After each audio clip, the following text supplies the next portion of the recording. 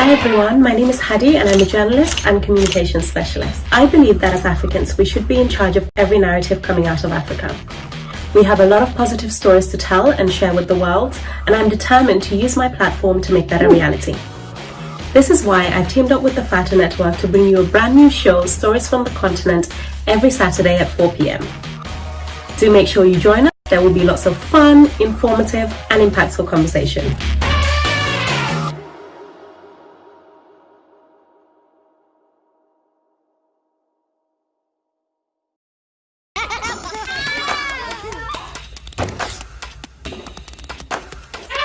Hi everyone, my name is Haddy and I'm a journalist and communications specialist. I believe that as Africans, we should be in charge of every narrative coming out of Africa.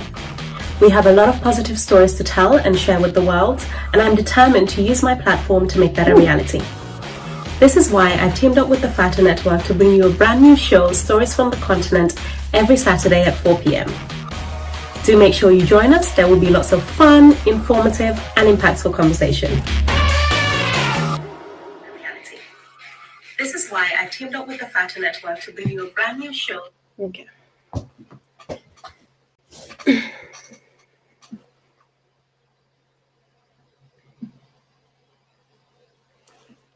Hello everyone, Assalamu alaikum, welcome to Stories from the Continent.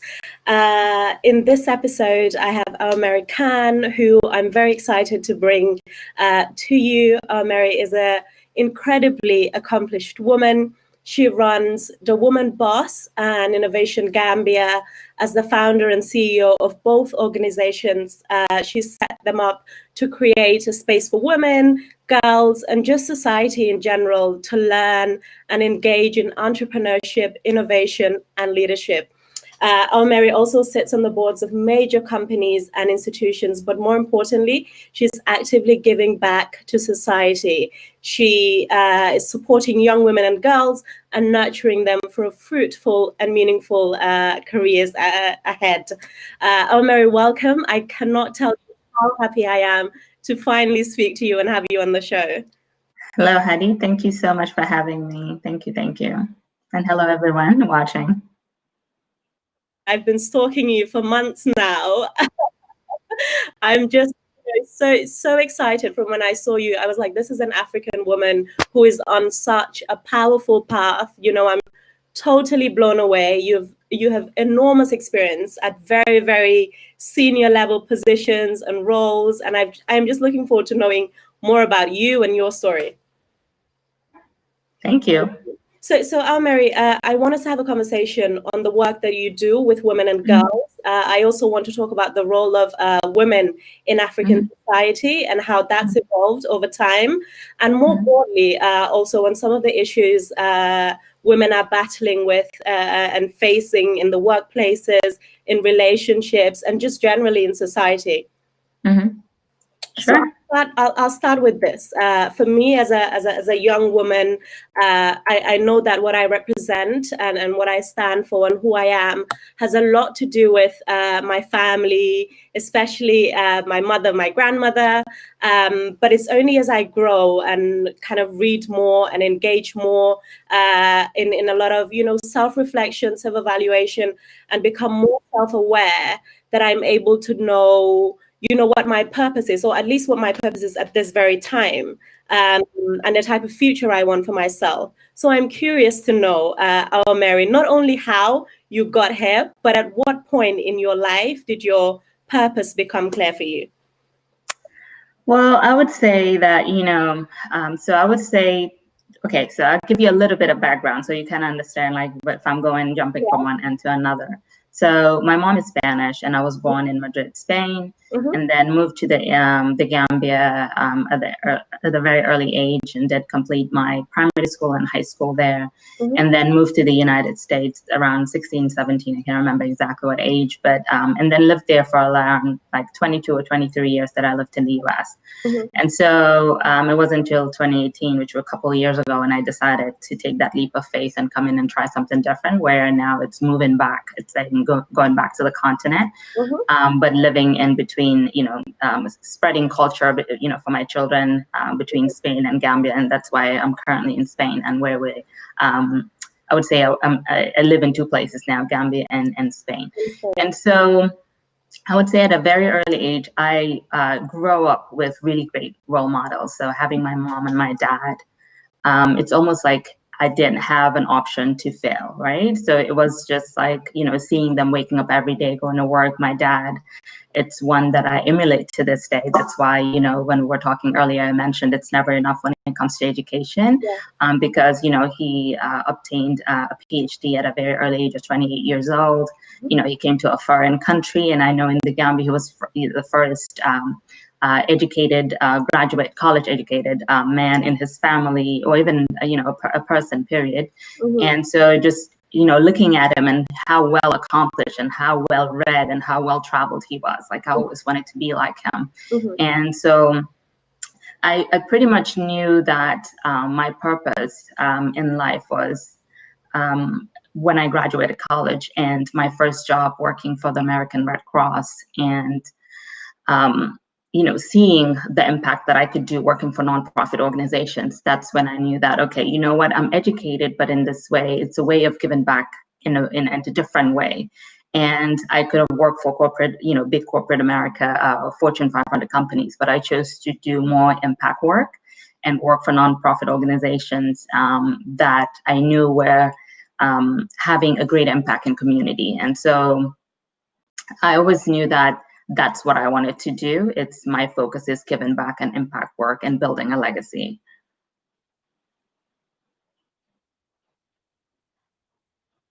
Growing up in your childhood and kind of seeing your dad and emulating him, because I also think something else that I've kind of learned to do with personal development, it's like your childhood has such an impact on who you on even the decisions that you go on to make later on in life.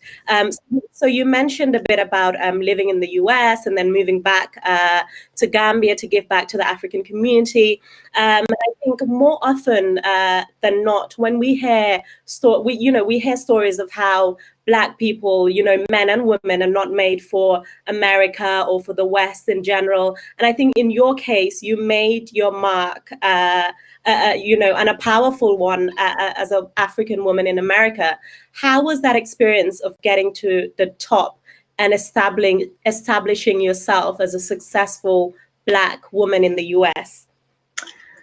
So I would say for me, it's, I wouldn't say it was an easy journey, because everything takes a lot of hard work. But for me, I would say personally, it's a lot of dedication. So I knew, like I mentioned earlier, there was no option for failure, because for me, I knew what I wanted in life. I knew, what I want to see, how my life should be all planned. Like I had this plan at a very young, early age. My mom was a, financial controller for a very long time, and I saw her managing money, and then I see my dad working, for the government in the Gambia and doing, for private sector as well. And I knew that if I want to stay within that, education is the way for me out. And so for me, I wasn't like this creative person that could use my hands and build things. So I had to sit in school. And so, for me, it was one, education. But another thing that I did was a lot of networking, a lot of asking. And so I never took being in different spaces and the knowledge and the opportunities that were poured into me for granted, right? And so whenever I'm in a space that I knew that I could take advantage of, there's people that I need to meet, I open up, I ask questions, and then because it was just like, look, I'll give you for example. At the age of, I started my career right after graduation. So I graduated college at the age of 21. And so, or 20, I graduated 20, sorry. And so, my first job was the age of 20, and then I'm working as a staff accountant. And, I got married very early. That's another topic for another story, another story, another episode. So got married really young. I met my husband, who I'm still married to, obviously. I met him when I was 18 years old in Atlanta on the 4th of July. And so, long story short, we wanted to move in, and my parents is like, you don't move in. Like, we don't do that in Africa. Either you get married or you don't. So we ended up, obviously getting married. We were young, we were learning and pretty much, going to school and trying to figure it all out. So, long story short, anyway, I graduated, and right after graduation, I went into my first job was right after 9/11, right? 9/11 was this big disaster, and I got hired at the American Red Cross as a staff accountant. So here I am coming in when it's a major disaster, people are flying into New York, all that I always use it like that's when the world changed, actually, 9/11, because prior to that, everything was free, no restrictions, so on. And then 9/11 happened, everything else kind of crumbled. And so I went into that, and then, 3 years into the positions of a staff accountant, I got pregnant with my son, and then had him right on my 24th birthday. And so I just remember that, looking at my son at the age of 24, and then looking like, okay, I have this child, and is this it for me? Like, did my parents pay for me to come to college and sacrifice all that for me to be a staff accountant and have this child? And is this all I could provide, right? And so then I started saying, okay, what else can I do? And I would always say is that it's my child who started to define my purpose. It was my son looking at him and saying, I want to give him the world. And I know the world is not going to be enough by me making what I make right now. And my first salary, I mean, this was like, back then when you earn, $10 an hour was great, but here I was making $35,000 a year. And so I thought, hey, I made it, right? Mama, I made it. But then I'm like, no, that is absolutely nothing. Here I am, want to make a 6-figure income so I can give back to my son the entire world and start this family and so on. And so that's when it started defining that purpose for me. So it's because of my son that empowered me more to say, okay, I want to give him all, right? And so I went into my supervisor at the American Red Cross at that time, and I said, you know what, I want you to give me a chance. I want to learn more. I want to, do more things, give me more responsibilities. And so that's when it started conversations like that. Then I actually didn't even know that I empowered her too to go in and have a baby. So I empowered her to, go and have a baby, and then she decided to leave work. And so I went in straight to the CEO. I said, I want you to make me a CFO. And she's like, are you crazy? You're 24 years old. You can't be a CFO at the age of 24. I said, give me a chance. Give me 3 months. If it doesn't work, I'll go back. And the rest is history. Wow. Wow. Yeah. That is it's so powerful, because I think, most of the time we kind of look outside for role models, and you've just kind of shown that, it starts at home. It starts from the mother, wanting to be a role model for their child, but kind of more generally, Awamary, we don't see a lot of Black role models or African role models, and you don't even have to be told sometimes, to feel like there are limitations to what you can achieve because of your skin color. Do you though? Obviously you've proven that we can have the same opportunities that as everyone else. So how do we kind of get that into our heads that we can do it? And I think it goes back to how you were brought up, right? Because here we are growing up, and even though I come from a biracial home, my father had a lot more of that disciplinarian person in my life. So he was just like, just because the color of your skin, you're not better than anybody else. They're not better than you. Here you are going to the United States. This is where you're going to find racism. Because before that, I had my other, encounter, kind of was like in the Gambia where, people calling you Tabab, you didn't kind of fit in and so on. But then, coming to the US, here I am, and he's just like, be ready. You're going to go through certain things because of the color of your skin. Have tough skin, understand these. But for me, it's just like that confidence of the way I was brought up was so embedded in me. I didn't think that I couldn't achieve anything. I just thought that, what, I'm here in America. What? I'm in the land of opportunity. I'm in the land of everything. So why not live the American dream? And being an immigrant didn't stop me. I just looked at, achieving, and it was just achieving.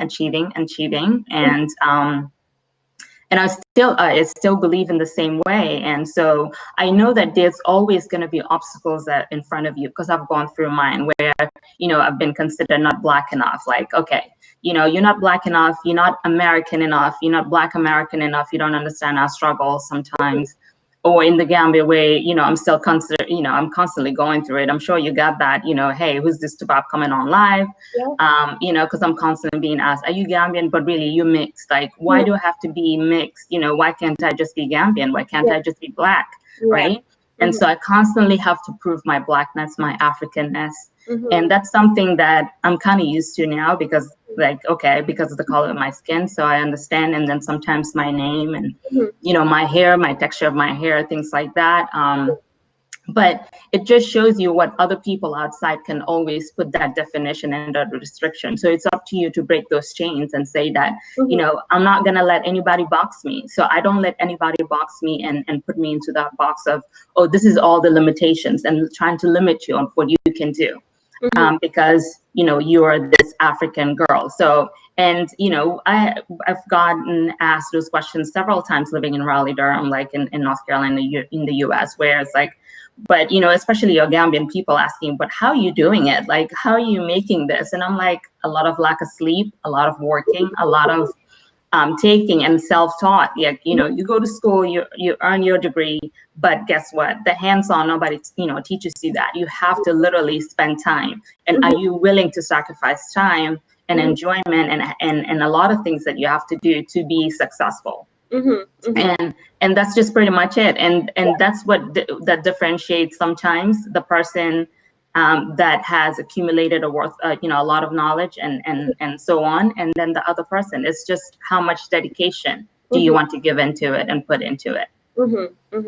Thank you. So it's, there's always going to be obstacles, but it's about absolutely time you're willing to put in and how much work.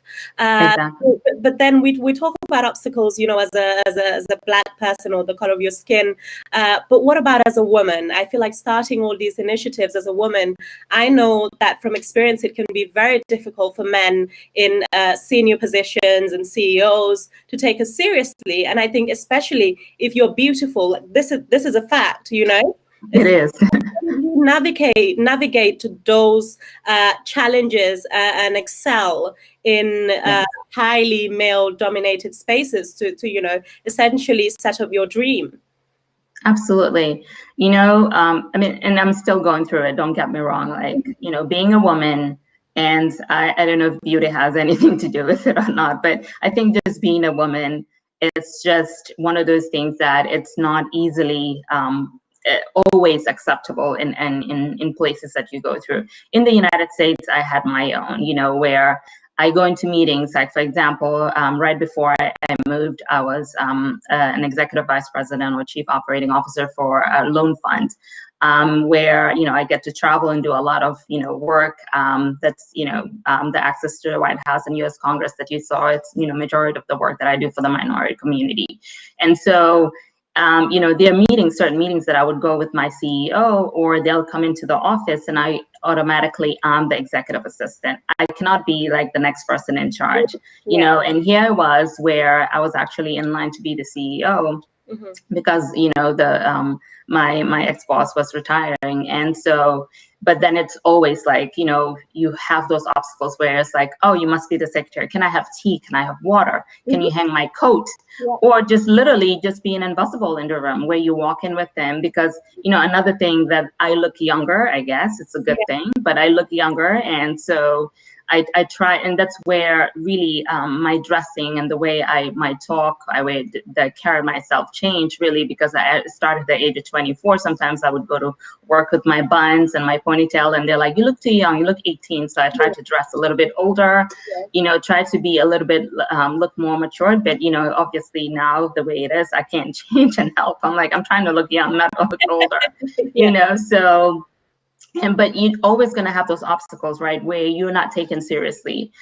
In the Gambia, I would say it's been actually worse because, when I come to the Gambia, and especially when I go with my husband, I am no one. Like, if he's at the door and I'm literally putting him into those offices, it's like, oh, Mrs. Khan, literally, like, you're just the wife, you sit down here. Even though it's my meeting, they ask the questions to my husband. They interact. And so that's, yeah. And so it's been really, really hard to just say like, no, like, let's talk to me. And then my husband was like, no, it's, Awamary, and try to address me. But then it's like, oh, I mean, to a point where it's just like, oh, is your wife from America?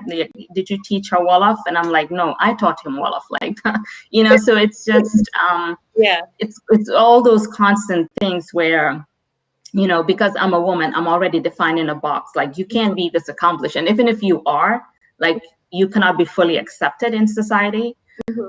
So that's when I really started looking into it and said, I need to build a table. So that's when I said the woman boss has to exist. Let me build the table, let me build the chairs and bring the women behind it.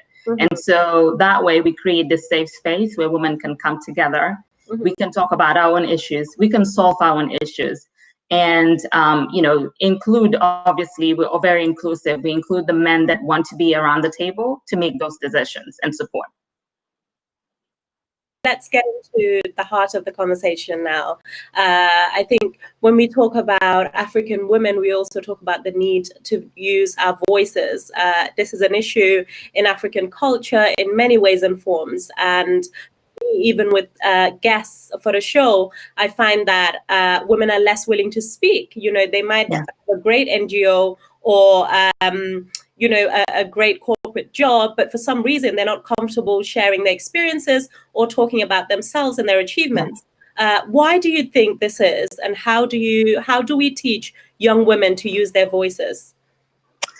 So I would say that I think it's just being that a patriarchal society that we grew up in, right, where you have the voices of girls are always suppressed at home, where it's like, okay, the guy will speak up. Like, it starts from even, like, if you think about it, even it goes back to the religion where when we pray, we don't use our voices loud. Like, women cannot, read aloud. Like, so I actually changed that. I read what I want to read. Like, I say what I want to say. But, changing that, or even when you're reading aloud, that's another thing that we push for our young girls. Even my own daughters, I have 2 daughters that I say, when you're reading, sit up straight. Look up straight, like look them dead in the eye and just be able to read. But I think it's that upbringing that we have. And then that belief of, the evil eye, like, I don't want to share this because then the evil eye and, women are not supposed to do so and so and so. And so for me, I would say, it's the society, it's the upbringing.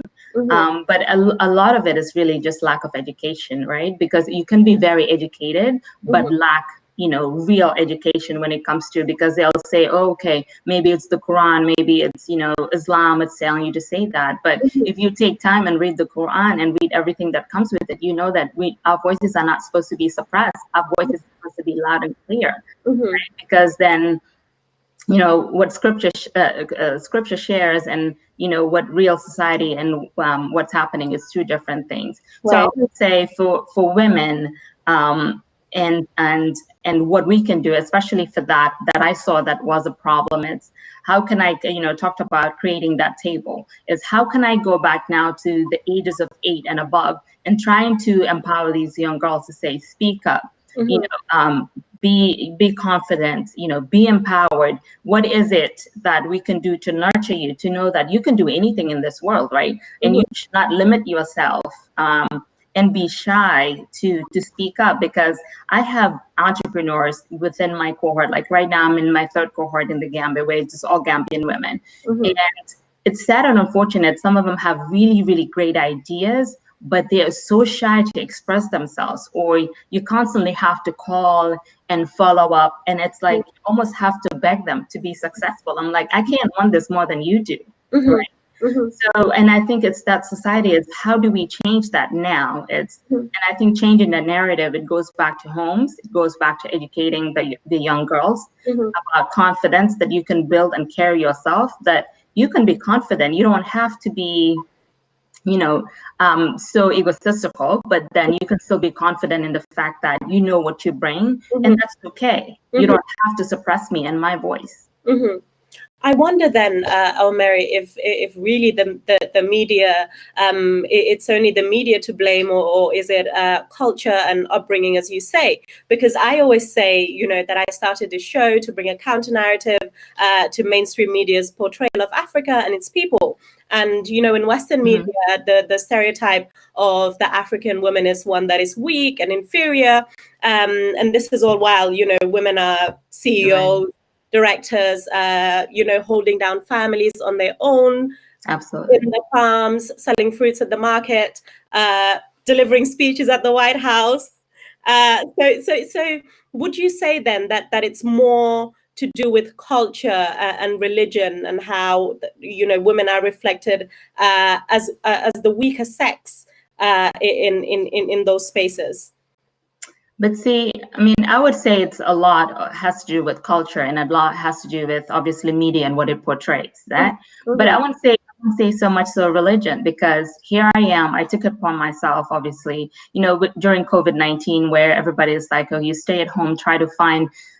Things that you could do and keep busy. For me, was trying to find myself and find that faith. I wanted to be spiritually connected to God and a higher being. And so that's what I took my time to say that, what, I'm going to take my time to read scripture and read the Quran and read everything that comes with it, and try to find things and meaning and purpose and my promise and everything that I want to do. And so when you read that, it's not religion that's saying that, right? No. Religion never said that.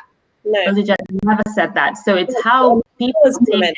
Exactly. How people take that and interpret that to say that, okay, it's suppressing you. And then they make something like, the thing is, it can be so broad, but when you read in the Quran, the way you actually have to read, you have to go back to that time to make sense. Because when you're reading it, sometimes it doesn't make sense. You almost have to go to that period and read the context and commentaries around that to understand what really happened. And so that women are not supposed to be suppressed or saying that you have a lower voice and that. And the thing is, like, when we talk about even in terms of feminism, because I'm sure the question will come up, people think I'm this big feminist. And I'm like, actually, I don't know what you would define as a feminist. I would say, I don't want to be a man. That's all I know. I don't want to be a man, and I want to have a husband, and I want to, the men to have their own role at home. And I know I have my own role at home, and that's okay. I want that. And so, but at the same time, I just want to make sure that we have equal opportunities. That's all. That's it. That's all I'm looking for. And we'll get into feminism and kind of the emergence of feminism in the continent in a little bit. But now I want us to move on to a very serious topic. One thing that women have fought against for so long is sexual abuse and all forms of abuse in the workplaces, marriages, relationships at home. And I want to share this with you and get your reaction. So I watched a speech the other day by Director of UN Women, and she said African women have opportunities as much as we have challenges. She highlighted data that shows that in the next 5 years, 65% of Africans will be under 30, and a quarter of the world's girls will be living in Africa. So it's a lot of girls and women, many of them, like you said, that you work with, very determined to make a difference, but also many of them very vulnerable. So when we look at, healthcare, the education we receive, nutrition, economic empowerment, all of those remain a challenge. We also know that women remain a target for sexual abuse and all forms of exploitation. So what is your reaction to that data, for there being, a quarter of the world's girls living in Africa, and how do we better protect our girls? Absolutely. I think that's actually very valuable data. So I've been attending for the past couple of years, like different conferences where it's been, talked about. That's when it really assured me that what I'm doing, obviously, it's the right thing. Where you have the girls, you have the data, like how do we try to empower them, and how do we make sure that we create these safe spaces for them? And since my work, obviously I came into the work of helping women, and like you said, through innovation, entrepreneurship, and leadership. But coming through it, this is my expertise. My expertise is obviously in the background of finance and operations and all that. But here I am coming into it, and now I have girls who trust me and coming into me and opening up to me and saying, I'm being sexually molested, I'm being violated at home. So on and so forth. And these are the things that I'm having to go through. That's why certain things are not being done. And so I'm just looking at myself like, okay, I was not ready for this, because, I did not go to school for this. I'm not a therapist, but they find a safe space. They find somebody that they could confide in, and somebody who's actually listening in and not being judgmental. so they can talk to. And at this point, that's all they want. They just wanted somebody to hear them out and know that, this is what's going on. And what I can, advise them, obviously, it's just, through referrals. Hey, you need to talk to a professional. Obviously, I'm not, but there's ways that you can go about it. And so it started making me think that, what, actually to do this type of work, you almost have to come in and do some type of triage with, with women that are coming in. So, now, like, the way I do my program and center my program is actually a little bit more different, where I have to ask these questions, ahead of time, say, if you want to talk about it, I'm here, but just know that, we have the safe space, that you can open up. And then I can, have at least resources where I can direct you where that could happen. And it's just, but for me personally, I would say it's a lot of education that actually needs to happen in the Gambia, especially if we have to be talking about the country and then, obviously not only Africa, but let's talk about the country of the Gambia. Yes. I went to Gambia, so I went to Methodist Primary School. I went to Gambia High School. Not once were we ever educated about sex. Safe sex, period, reproductive system only happened in biology. And everybody was kicking, like, because that's, this is a vagina, this is this. And then so people are like, oh my God, you talked about it. But nobody talks about these things. So it's almost like if you don't educate the public, both boys and girls, because this rape, sexual violence, and all that's happening is happening to boys as well.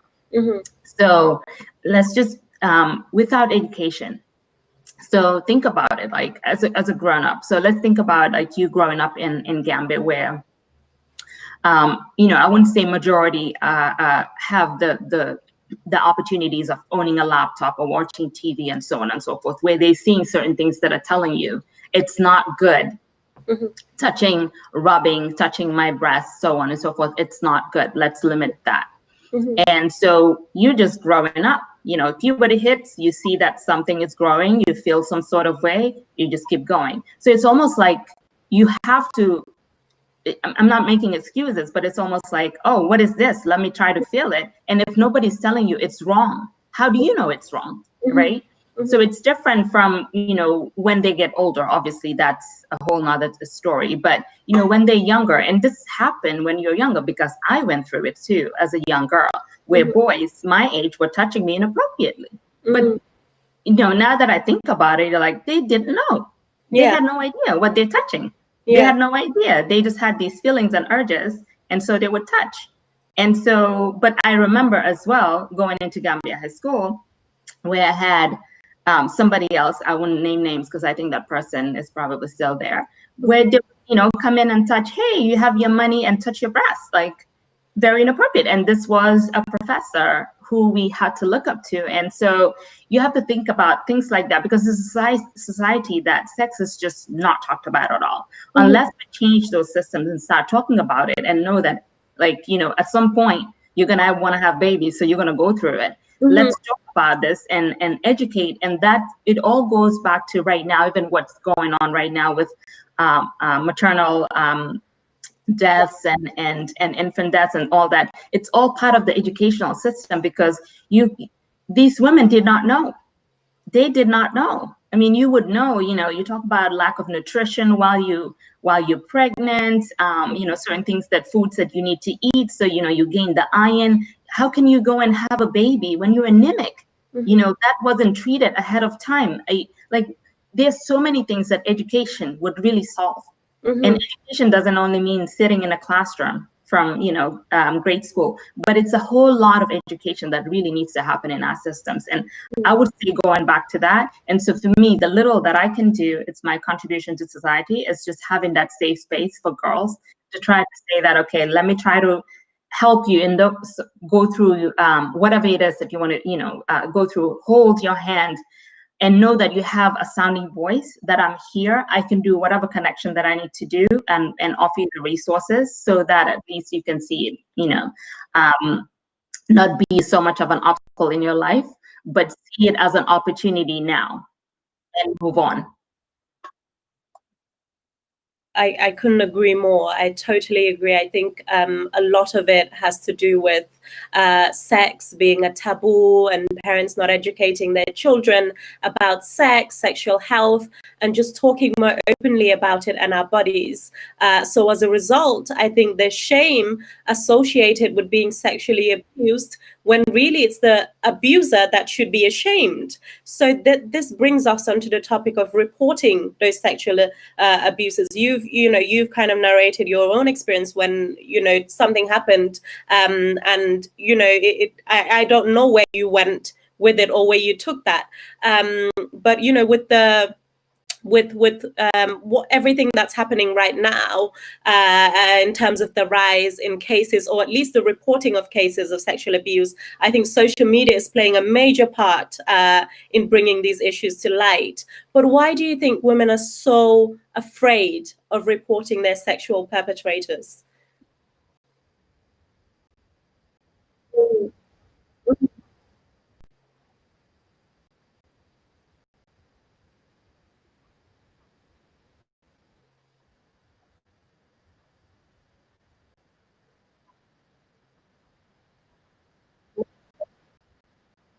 Mhm,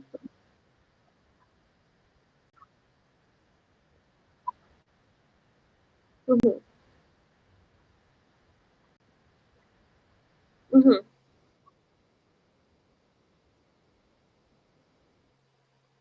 Mom is in the room, and I'm like, okay, let's try to see how we can talk to them. mhm. And you have to open up. It's like, I'm scared, I'm worried how they're going to look at it. And so it's just, it goes back into, that judgmental society that we have. Like, people are going to judge me, people are not going to believe me. My Yeah. parents, my mom might not even believe me. Mhm, And they may look at it and shame me. Instead of shaming the person, they may look at it and say, what did you do? What were you wearing?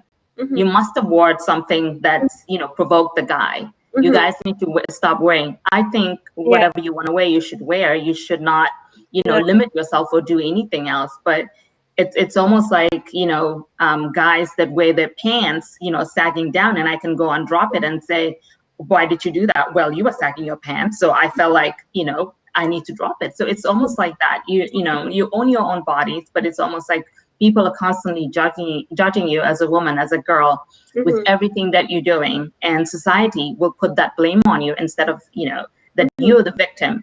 And so I actually have women and girls that have confided in me till this day that their parents or even their own spouse don't know. And so it's almost like you can't force that, because society, you look at it every time on social media. I may not be a lot vocal around it, on Facebook, but you see it constantly where, the victims they're not believed. Like, okay, well, it didn't, you must have done something. It's almost like, but there's always a but, right? Yeah. But you did this, so it actually allowed the guy, like, so. And that's sad and unfortunate, but I think it's a lot to do with culture. So it's almost like, how do we actually even educate to say it's okay, you can come out, but let's offer them resources and how they can really go through this and get the right I don't want to say therapy session or whatever, but it's almost like, you have to go through it. You have to go through the help and the resources that are available for you. Okay, I'm just totally just shocked, really, at some of the just the fact that these girls that you're talking about are more comfortable to discuss these issues with you and not their parents. I think that that says a lot about the way we're raising children. Nobody's perfect, no parent is perfect, but I think definitely we need to kind of really speak to our daughters and our sons also. I think you've said it all in a nutshell, that it's a lot of education that needs to happen, and I think not only for women but for boys as well. And I think for, the parents, the teachers, everybody needs to be involved.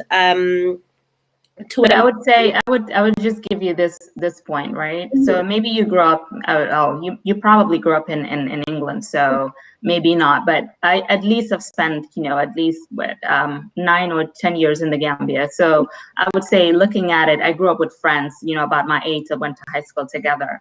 The relationship that I had with my parents, my friends did not have that. They could never, I mean, till this day, they can't talk to their parents about their marriage, about sex, about nothing. It's not that type of relationship that they have. And so because of that, you don't have that connection. You see it a lot in the Gambia, the communities, that we don't have that connections with our children. We don't. So we have, like, currently, as we speak right now, I have, a person who has a friend who's a boy who's being molested by the mom's friend. And this is a boy. And so, but boys are not supposed to come up and say, I'm being molested. And I look at it because I have a 17-year-old son. And if that was happening, I don't know what I would do. To know one of my friends is molesting my son. But that's something else too. The society doesn't want to hear, oh, you're a boy. Oh, come on, you're a boy. You probably like it. And it's not like that, right? It's all incest. Incest is incest, whether you want to look at it in some sort of way. And because we don't communicate, we don't want to talk about it, it just keeps suppressing. And if you come out, you just think about the boy right now coming out and saying it. Just think about how much of a negative impact that would be for him in his life. And the sad thing is also that it follows you for the rest of your life. The moment you speak, it's like, oh, that's the woman that this happened to, and it shouldn't be that way. Absolutely, exactly, exactly. And also, Mary, you have people say that this whole idea of empowering a woman is a Western phenomenon. I mean, I've seen people say that feminism, which you alluded to earlier, means you're a lesbian. It's just shocking to think that in this day and age, people still think this way. So what is your reaction to feminism and women empowerment being associated with us taking on or emulating Western culture? Right. So I would say, so here's my, the thing that I always say, right? So there's no activism without self-activism, right? And so, when it comes to, let's talk about women empowerment. So I've been in meetings, especially in the Gambia. I wouldn't say like in the US, I actually even went through it. So actually, it's been okay that I did not go through it, but all the work that I did around women. But for the Gambia, I've gone through very difficult meetings where I have men literally bashing me, and I'm literally drenched in sweat because I want to say so many things, but then I'm just like, I have to keep my professionalism. I have to keep saying and giving them the voice that really why my work is so important. So I have to keep my my composure. I have to keep all that and keep my cool and literally not go, hey, let me tell you, And so, but it's because that society is like, oh, I remember one of the very first meetings when the guy, when I met with a very important guy in society, when he said, oh, but women are not being molested. That's just a new thing now.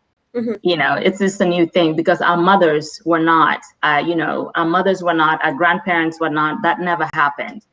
And so, and I'm like, are you sure? Because I have people that are really close, very dear and close to me that this has happened to, and they're the same age of my mom, or even older. So I'm not sure. And this, they are Gambians, they're older than my own mother. And so, this has been in our society for a very long time. It's just been a hush hush, right? People just don't want to talk about it. And so, and I've been in other meetings where people are like, well, the woman boss. I mean, that actually always comes up. The woman boss.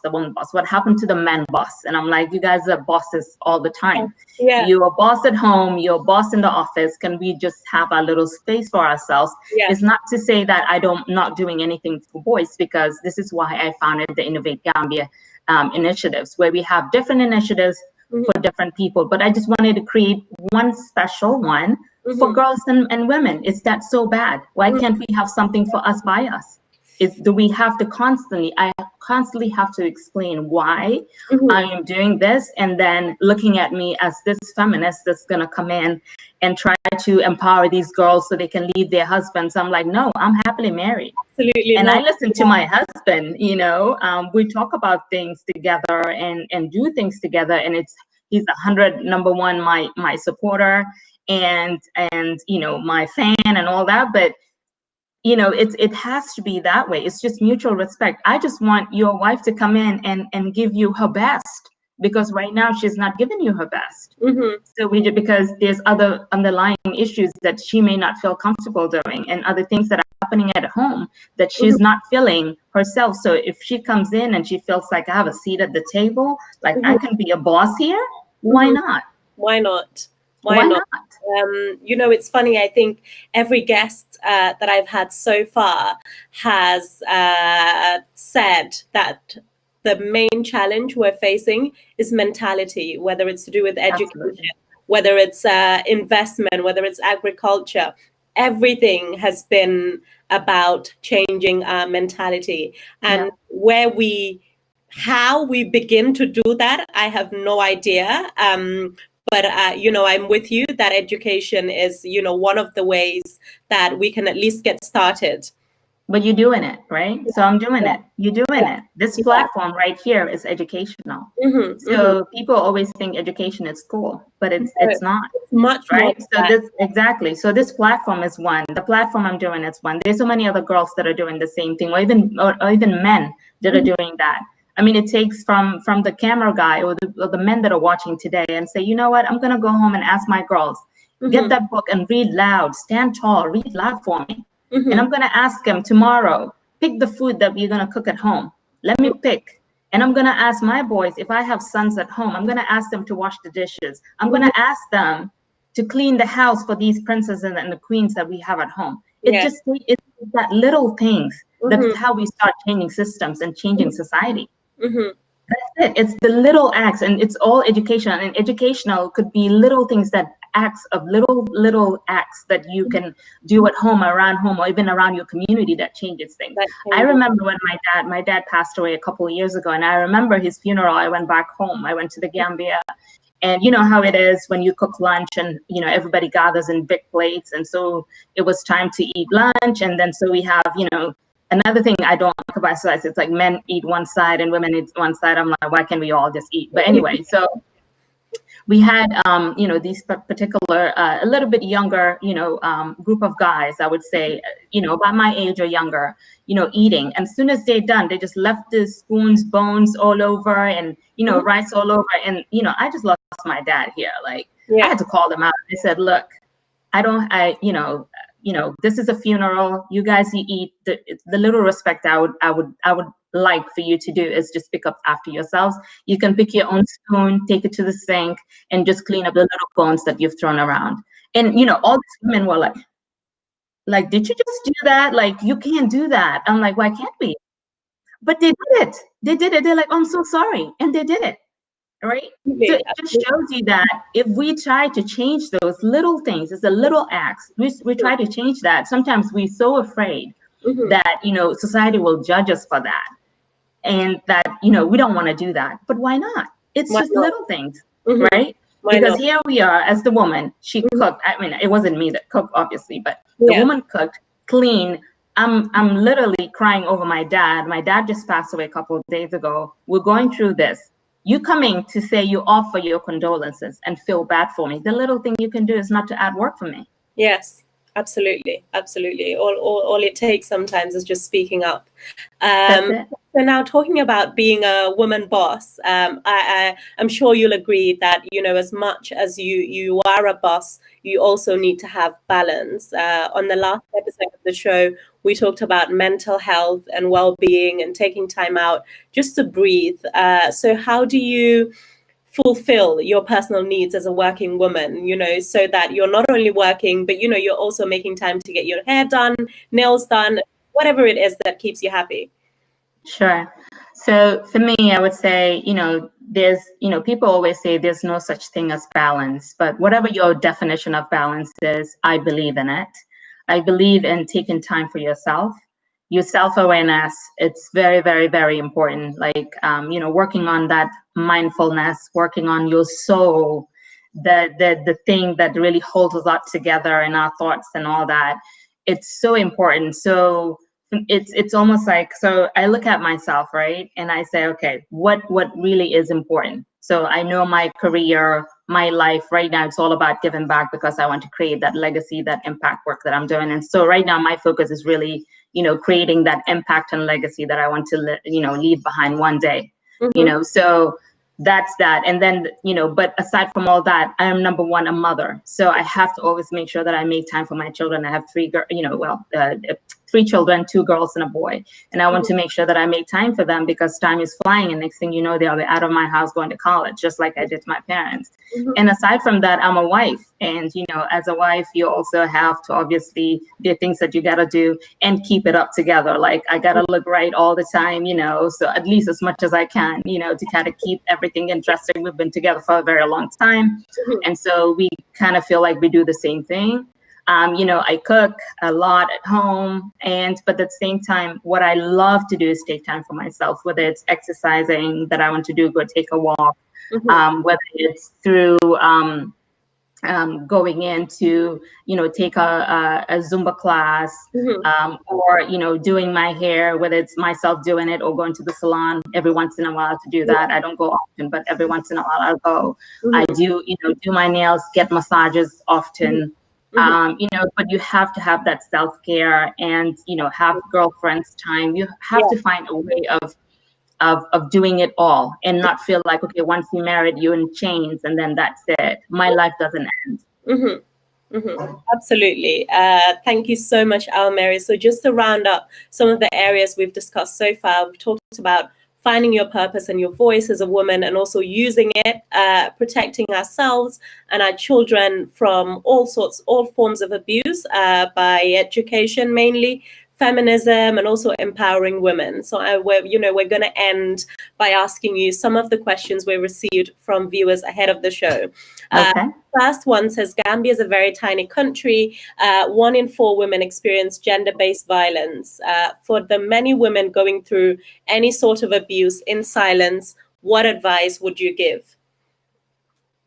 My advice, I would say, just find somebody that you're comfortable with and at least voice yourself, your thoughts, your mindfulness. You have to make sure that you're taking it out and not take it all of it in. It's poisonous when you take it all inside of you and leave it in. You have to be able to talk to somebody, whoever that is. Obviously, whoever, if anybody's listening, they feel, they're more than welcome to come to me. But I know there's so many people on the ground that you can actually confide in and talk to that actually specialize in this thing. I think one lady that always comes to mind is Fatou Balde, that I follow her on social media, and she actually attended one of my events last year, and she talked about this. And I know that she's doing great work on the ground. So, reach out to people like that. She's very active. And there's a lot of, activism on the ground, especially for young girls that are doing this work. But I know there's other organizations that also, do this. So the help is there. You just need to open up and say it. And then if you're open to willing to receive, then things could happen. But I would say just try it. I know it's very difficult to feel like I could trust. Yeah. But the help is there underground. There is really actually people that can help you underground. Yeah. Prosecution is a different story. I cannot guarantee, but at least to talk about things. Try to get that therapy that you might need, or just have that sounding board of people that can help you and relate, or even have this group of women that you'll know that it's just not me. Oh, it wasn't because I was wearing my shorts. It wasn't because I was wearing a bikini. Oh, thank God. Like, I feel much better. Not your fault. Yeah. Exactly. Yeah. Okay, second question, and I love this question. It's so relatable. Somebody said, when people see career women who are CEOs and married at the same time and a mother, they're kind of shocked that the two can exist together. Women that are very successful in their careers are also told that it's going to be difficult for them to find a husband because of their job or position. Can the two exist together in harmony? I think that's a brilliant question. I think obviously anything is possible, right? So, I never actually sat down and actually even thought, okay, if I'm successful, my husband's not going to want me, because for me, it was just like, this is what I come with. So, you take the whole entire packet or not, right? But you have to have a man that's very strong enough that could, support you. in everything that you're doing. And I'm very lucky to actually have found that, that support system to say that, why not? Hey, I found this. You want to take it? I'll support. While I was doing all that self-training that I talked about, at the age of 24, when I looked at my son to help me empower myself and do that. Who do you think when I was working, till 11, 12 o'clock at night, this is nighttime because at that time you couldn't even pull, things at home. It was my husband who was nurturing, a 2-month-old baby, a 3-month-old baby. It was my husband who was doing that. So at least then you say that, okay, I'm going to help you push for that career. And I did the same thing for him. So we kind of grew up together to say, okay, this is what's going to happen. And for me, with my ambition, it's just never it's always something new. I want to serve on this board. So here I am. I have children and I'm serving on board still, sitting in board meetings till late at night. I'm coming home. I still have to prepare dinner. And it's okay because I want this. So you almost want it. But just know that it's not easy. Obviously, you're just not gonna come. I always say Gambian women have it so much easier, especially living in the Gambia because you have maids. In the US, I had none. I go to work, get up in the morning, fix breakfast, pack lunches, drop them off, get up, pick them up, drop them off into different things that they're doing, serve on different boards, run back, pick them up, go home, prepare dinner. So it's like on board. And in the meantime, you still have to remember that you're a wife, you gotta look good, everything gotta be sexy as well. Yeah. And then you have to prepare yourself, like reading and knowledge seeking and learning. But are you ready for that journey? That's the question. Are you ready for that journey? Yeah. But I don't think any man should limit you. And if the man is limiting you, that's not your man, honey. Yeah. I think you're absolutely spot on. It has to be the right man, and it has to be a strong and secure man. Absolutely. Awamary, thank you so much for being a fantastic guest. Thank you for having me. It was wonderful. Very successful people, they always say they're living a life that they never dreamt of. And for me, hearing your story and just everything you've achieved so far in comparison to my dreams, I don't think I've even dreamt that far yet. So I'm truly in awe, truly inspired. Thank you. Thank you so much. Thank you. Thank you so much. Thank you. You're doing great work. I mean, at the age of 26, doing the work that you're doing, it's amazing. So keep having that voice. Keep nurturing, keep inspiring. There's a whole generation and then young girls that can definitely look up to you and look up to all of us and all the work that we're doing. And we have to remember, girls are constantly emulating us. So, do the right thing, and you're absolutely doing it. So thank you, Haddy. Thank you. And look, I can't wait to meet you properly very soon. Thank you so much. Thank you, all the love in the world, inshallah. Thank you also, everyone, for watching. As always, remember to like and subscribe to our pages on Instagram and Facebook at Stories from the Continent. Thank you. I'll see you next weekend.